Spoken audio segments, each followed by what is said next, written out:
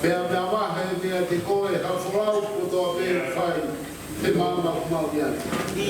O koe o te māmau tak, pea whamaa ko o poki ai, hawhanonga ko toa pēr he māmau mauian. Kai ai hawhanonga ko mama o pea me he a Fiona, saka toki whanonga whakao whaia. Kai ai hawhanonga ko taki he ia e hawhetu ke. Pea koe whanonga ia o whakatau ki he mate. Whanonga ia o kui kai kene au sia e kawe ngā pea moe mōwi. Ka koe whanonga o ku mau whai. Pea moe ilo ilo pau. Whanonga o ku kai whai mohatawa. Ai mau tui whakapapau. Ko koe e whetu mingina sisu. O kui kai toe whauriu la kai. Pete mau toi whehuia, ai hoko ai a Fiona ko mau kawenga fura. E koe māma e pe moe a Fiona pe kai ke mau whamarawa hamea. Oni ai tāngā au hia ki mau tolu he mōwi. A whai a le ko mau iaki ko sisu. Whawhetai ha mōwi. O ku tofa tono atu hono hara he arunga a Fiona. He ko pau mona e whunua. Kolo e moe tāpua ki ku mau whakamonu he whiatu koe. E mau toka mai hake. O kui kai tū e tawhe vai tawhe o taini. Pea o ku whou pēa i hono arunga hange koe toka tūtu uni he a Fiona. Ka ku mau lo tū he ku mau ilo. O ku paua e mau whanonga. E ku turi fua ku pē ki a te koe sisu. Wata pe moe tāra apostolo he whiatu koe. Koe mau ko toa ia. E ke mau fia ke whakahari. He mau ilo ai a Fiona pia mau ilo ai. Ai tono no mo tai whewma ku mau whea he ao a Fiona. Kakai utu moriringi ki mau ko. Kakai hua moririu. Kakai o ku aru mo fok. Pia mau wheto aki he kai na. Koe ui koe vei ua. Aho mau kawe inga whorau. Kamata ke mau maa e momona a Fiona. Ko angi mai ai matangi pe hake pe moe pe au here ngaru. O e whanonga o taimi. Pea ne au hi ai ho mau mato mau whamamaf. He nesi o i he mea o ku talamai o ku more. Pea mo au. O ku keina he ane pe moe umea. Ai pāna, ai mahai, ai manakoa, ai rangirangi whakai tangata. Whawhetai he maumau ai a Fiona. O tua ku whai ki horea, o tua tu maa mo tai riu. O kakatatau e pehe ane a whi, a hurida mo pepe he ai pea a Fiona. O te whai tai. Pea mau whawhetai ke mata petua ni ho keresi. O te turaki mai te maanio ni. Ai tāpua ki pa mau whamoni atu he whiatu koe neiti. Mau tai maani he ofa koe a maroho tukutai.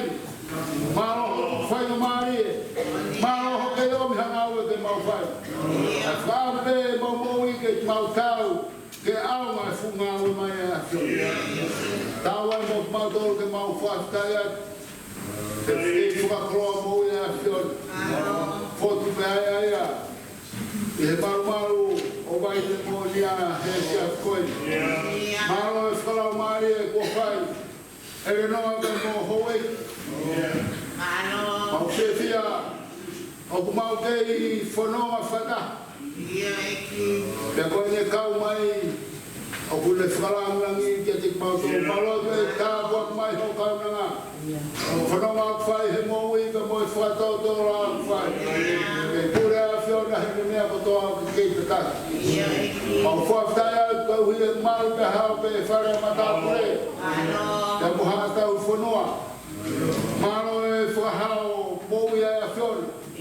Pai ke whahu kau maru motua. Tamai kau mai whae a pe kia. Te moe family ofi mai. Mo ki nau tōru ko tō pe kai ngā ofu mai.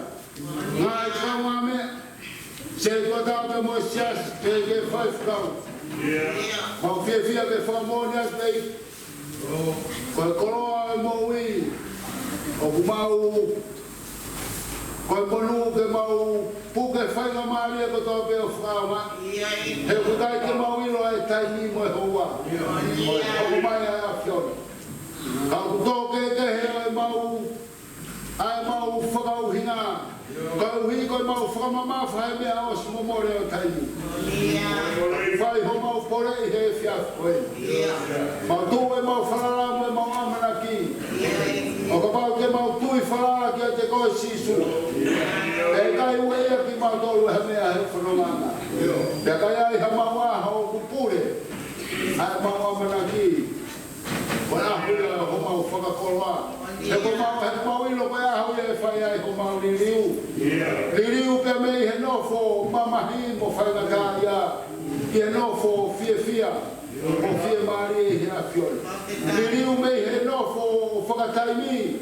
Ki he nofo tainata. Te liriu me ngā i whare popo. Te mue whare, mue teniti, periuri wake o taimi. Te mau hiki atu ke hea piko ke te umo ki mau. E koe mauro tū kau ki koe kaunanga e pona.